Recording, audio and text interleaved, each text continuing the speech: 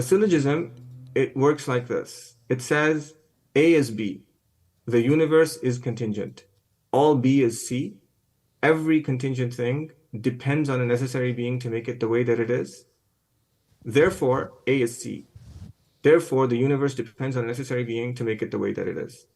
So then you take each syllogism, each statement in the syllogism, which we call a premise, and here on the right-hand side, you can label it as being inferential or non-inferential. Inferential means that it's something that needs another argument. Non-inferential means it's known without argument, daruri. So this here then, you can unpack it. And I have another syllogism that unpacks it. And the conclusion of this other syllogism is this syllogism. And this is what you asked, like this is what the syllogism would look like. So the way that this works is it uses terms. It uses technical terms. So what I prefer to do is let me not, I'll come back to this in a second. Let's not use technical terms for a moment. Let's try and understand this first at an intuitive level. Because first we grasp at an intuitive level, and then we learn the technical terms and structure so that we can defend it. At an intuitive level, the idea behind the contingency argument is that everything in the universe is dependent. Contingency means dependency. So what does it mean it's dependent? It means that it needs something else to make it how it is. And we see this intuitively. So I look at the sun, I say, why is it shining? The fact that I say, sun, why are you shining? Means that I can see that it needs something to make it shine. I look at the wind and it's blowing. I say, wind, why are you blowing? The fact that I ask this question means that I see it needs something to make it blow.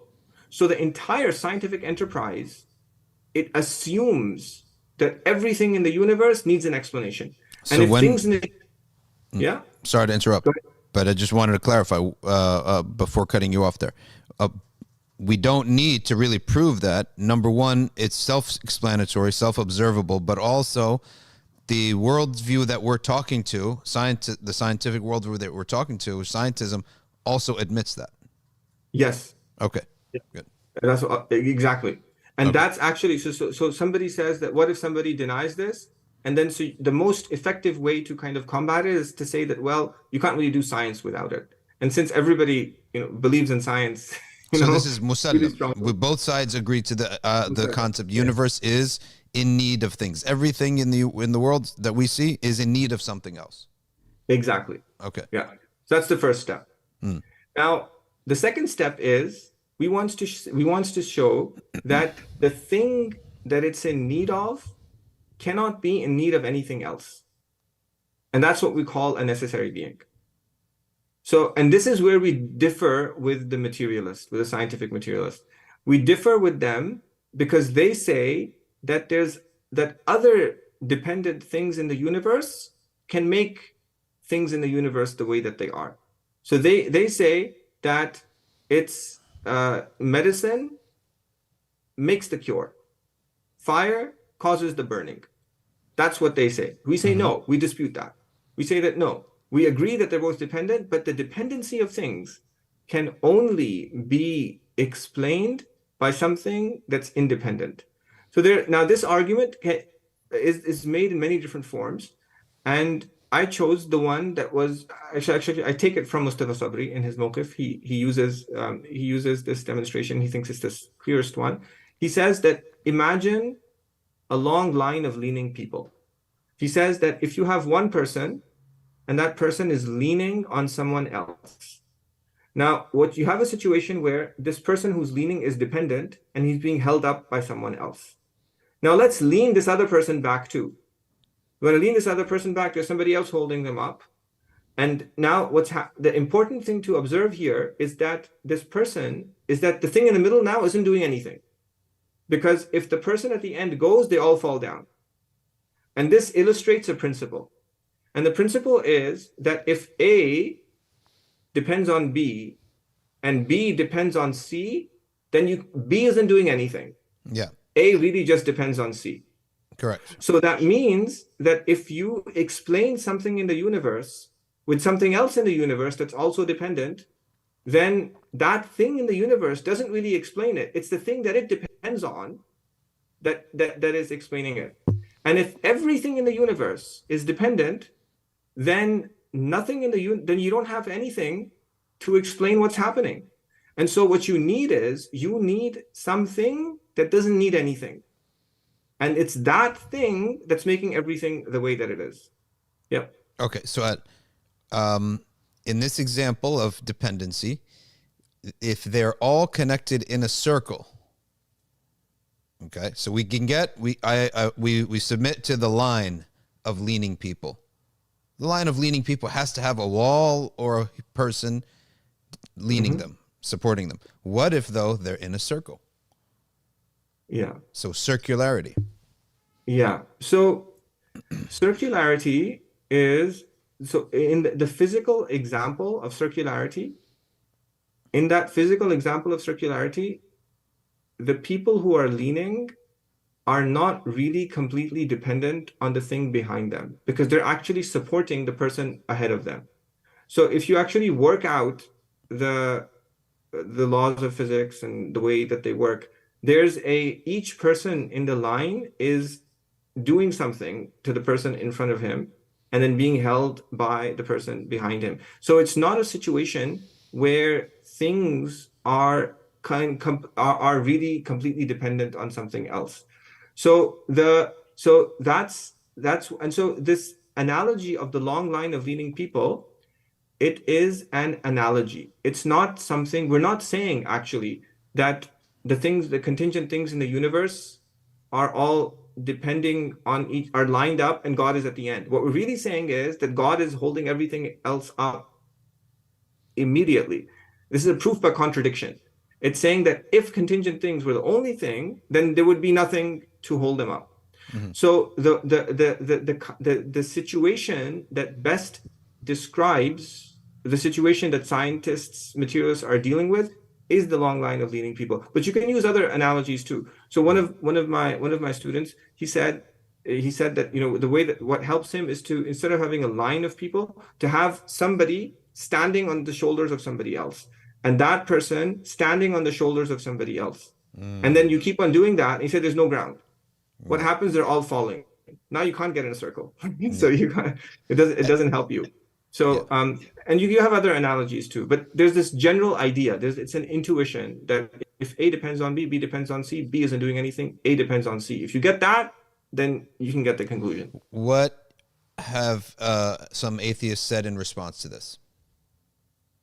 So atheists have yet to respond to this, but there are some responses. I'll come to them. But this form of the argument is not made in the mainstream.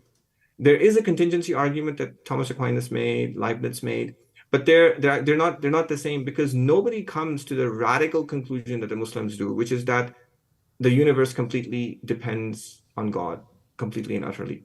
But the objections that they normally make are they can only make one of two objections, because if you put everything into a syllogism, and this is why syllogisms are important. If you put into a syllogism, what is a syllogism? It says that if you accept the first premise, QC1, and you accept the second premise, QC2, you have to accept the conclusion. Mm-hmm. But if you agree A is B, if you agree B is C, you have to agree that A is C. And if you don't agree that A is C, you're only allowed to do that if you disagree with one of the two premises. So what you do in this way is you confine the debate, and the debate now happens on your terms. Mm-hmm. You're not so now I've confined debate. So now, in order for an atheist to disagree, he has to disagree with the first premise, or he has to disagree with the second premise. So the first premise, the universe is contingent. The only thing he can say, the universe is not contingent, and we already talked about how to kind of respond to that, to say that, well, science presumes contingency. There's other ways too.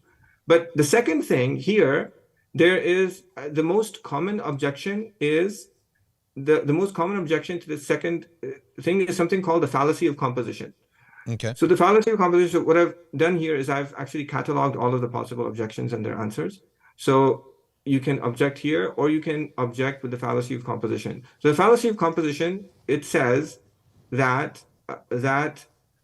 okay, this thing in the universe is contingent, and this thing in the universe is contingent.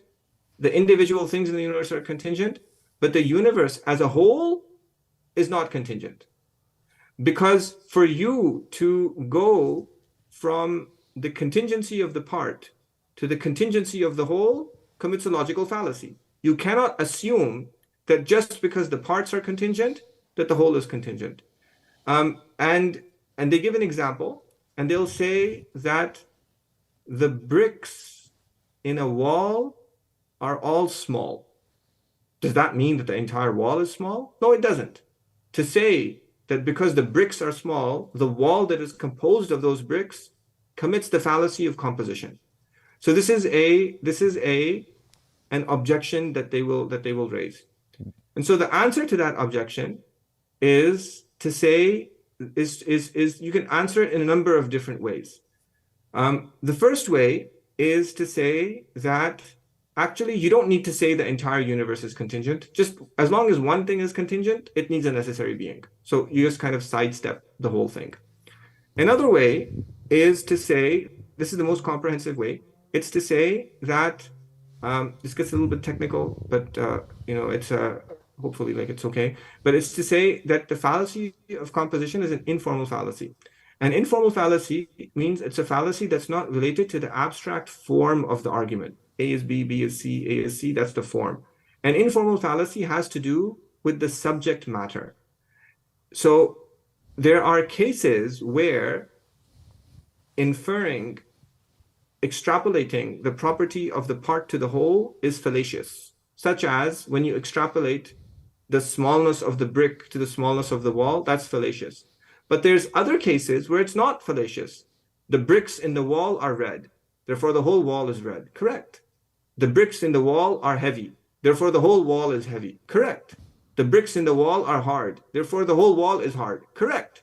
So the question is that if we say the things in the universe are contingent, therefore the whole universe is contingent, is it like saying the bricks in the wall are small, therefore the whole wall is small? Fallacy? Or is it like saying the bricks in the wall are hard, therefore the whole wall is hard? Correct. In which it's like the latter. And I would clearly like the latter.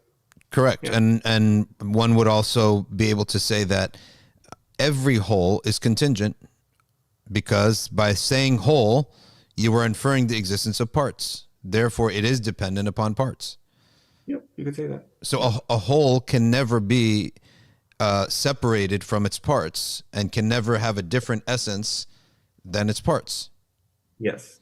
And by nature, a whole must be dependent, right? Mm-hmm. The entire object must be dependent because just by definition, it is consistent of smaller objects, therefore dependent upon them.